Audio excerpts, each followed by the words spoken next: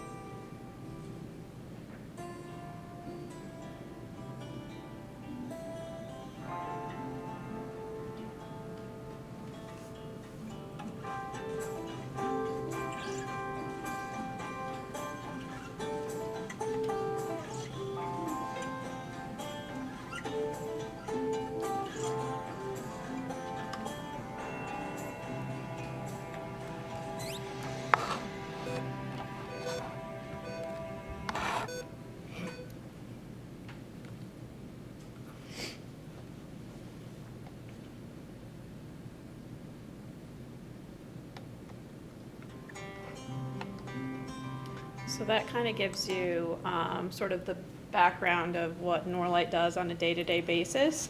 The whole reason why I wanted to be part of the program, obviously, is to increase engagement of my students in STEM and then the transfer of that knowledge, right? So I kind of picked this meme because I feel like oftentimes that's our kids in our classroom because they're like, why do I care? Why do I need to know this? That's always a big question. And so I think the STEM Research Institute and programs like this help us to convey that message to students of why they should care and relate it to their daily lives. So that big question of why.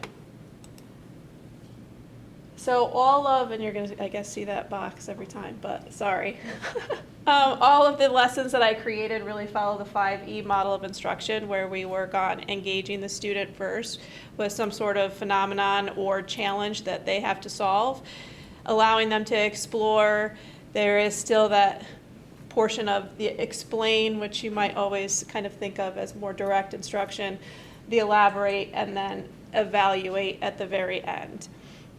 So basing off of that, my first summer I created basically an interactive lab. So high school students really only think of lab as having beakers, Erlenmeyer flasks, Bunsen burners, eyedroppers, and so on. And they don't really understand that, I'm sorry.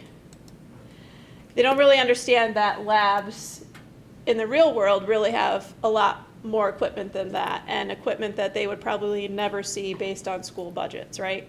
So I needed to figure out a way that I could have my students access the same stuff that's in that analytical lab at Norlite.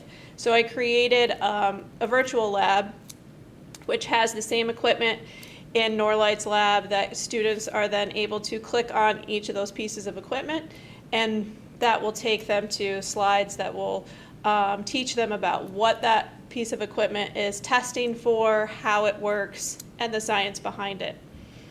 That provided sort of that background information for them. So just some of what those slides might look like. They could have videos on them. This was for the gas chromatographer. And then they had like obviously a sheet where they had to find some information, almost like a treasure hunt, I guess, throughout the lab. They would then use that information to test 5 virtual fuel samples. So I have 5 barrels of hazardous waste here virtually that they would then click on and take back to the lab. And then for each of those fuel samples, they would click on those same pieces of equipment in the lab and get data from that they would have to decide, okay, is this going to be safe? So some of that data as they're testing, pH results, gas chromatography results, which a lot of these things require some calculations for the student to do, the ICP, and seeing what elements are present. And so they would have to, based on the data, once they clicked on that piece of lab equipment, decide whether or not it fell within the parameters that Norlite looks for to see whether it was safe to burn. So that was kind of like the part 2 of the unit assignment. And then they went into learning about Norlite's pollution control system and Project Delta, and they really kind of took a journey through that whole system and how it works and what's happening to particles as it travels through the system. And so, of course, they would be completing kind of like the same sort of scavenger hunt through there again.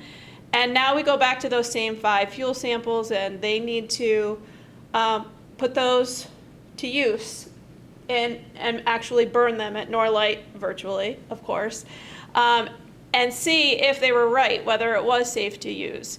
So they would take fuel sample 1 back to Norlite and put it through the virtual kiln and get data back out from the emissions system that they would then have to say, okay, was I right? Maybe they did actually say that they shouldn't use fuel sample 1 as is.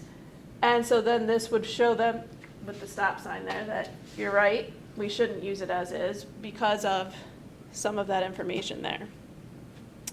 And they would fill out a reflection sheet, obviously, of conclusion questions and things.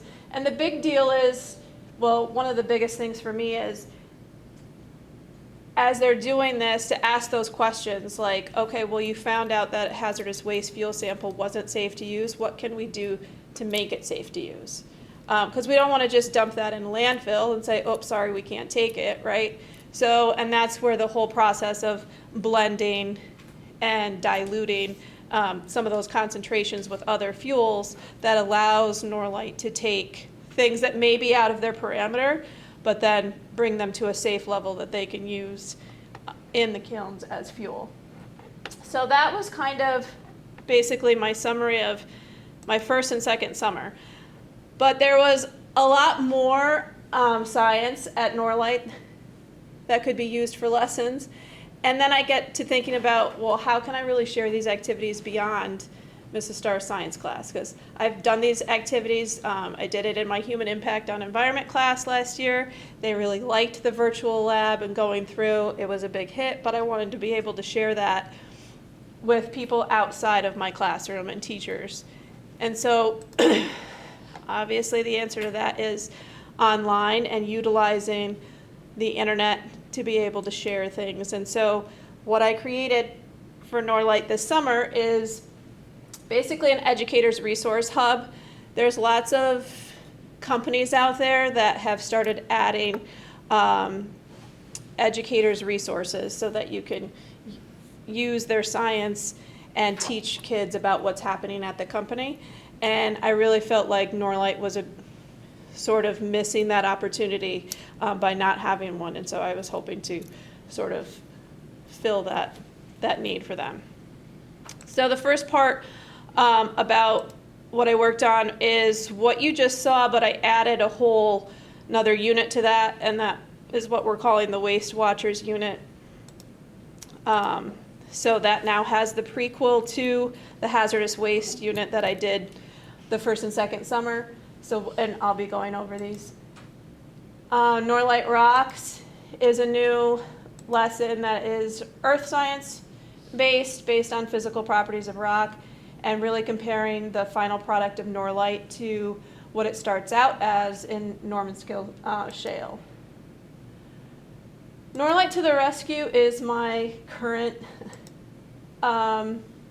project that's kind of like under construction. So I'm still working on this, but I will share with you some of those things and my ideas in that area. And then every day is Earth Day at Norlite is really some activities for the younger grades, K through 6. So we're going to go to that website. And this is my version of it on a Google Sites. Norlite would obviously probably convert it over to a web page that is then linked to their site. But so it has the 4 main areas, the Waste Watchers unit, so we'll click on that first.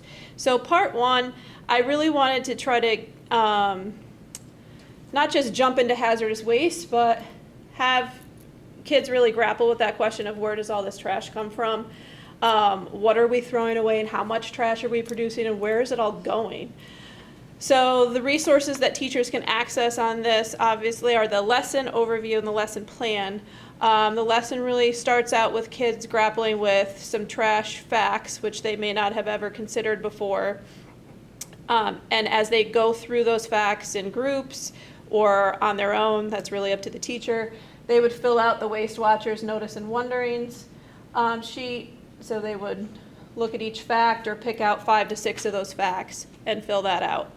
That moves them into really calculating how much trash they produce. So they use the resources or kind of the reference slides here to calculate how much trash do I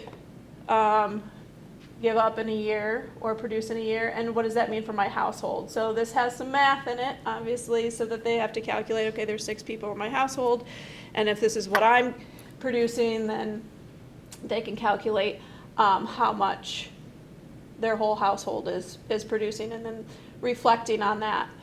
There are extension activities.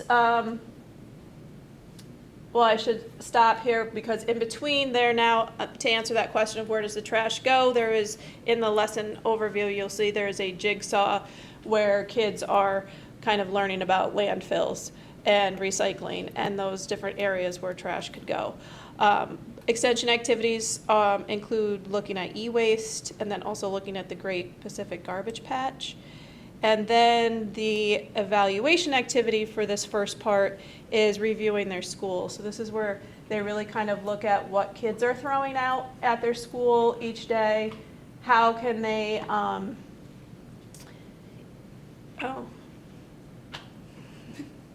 this says my Zoom is going to end in 10 minutes. But, and that ends with them trying to think of alternative behaviors, things that they could use instead of the trash that they're throwing away, or different things that they can change, and creating a TikTok PSA about that they can share with students at their school. The second part of that goes into what I already explained to you, which I'm calling the Norlite mission, which is what I did the first 2 summers. Norlite Rocks is a lesson examining the physical properties of both the shale and the Norlite before and after, and them completing a claim, evidence, and reasoning based on the data that they get from those laboratory tests on the physical properties of that rock, to try to come up with how that change was made. So I'm not necessarily telling them that the shale is being put into a kiln at 2,000 degrees, but I want them to kind of grapple with that idea of how did this one rock with these properties become another rock with different properties. That is part of that, and my hope is that teachers will be able to request samples of Norlite and shale from Norlite that Norlite will supply to the teachers for their class to use. Every day is Earth Day at Norlite, is our elementary school Earth Day activity book, which has Sudoku, mazes, learning about what can be recycled safely and what might need Norlite's help. Those people that work at Norlite in all areas, a word search, scramble, and even at the end has the answers and a little construction hat for them to create for themselves. And then the last thing, which is kind of like the coming soon part, which I have most of the first one done, but it's not uploaded here yet. So Norlite's product is used to solve a lot of problems in the environment. One, dealing with the urban heat island effect, that phenomenon. And so Norlite is used in rooftop gardens. And so this would provide kids a way to create sort of a regular building and then a building with a rooftop garden using Norlite and collecting the data of temperature to see which one helps in that urban heat island effect. There's also Norlite that's used for stormwater, bioswales, which would be a lesson on how to help keep the local soccer field playable for the big game. They have to get an aerial view of their school soccer field and figure out where they would put bioswales around that field to make it so that they would never have to worry about water flooding the field. Norlite's also used in baseball and softball infields, so there would be a lesson on that. And then Rooted in Excellence is basically talking about how Norlite is used in soil to, you can see the with and without, to provide sort of that aeration and better growth for grass and plants. Thank you to Norlite, say thank you to Questar, and say thank you to Heatley, my school, for allowing me to take part in the program.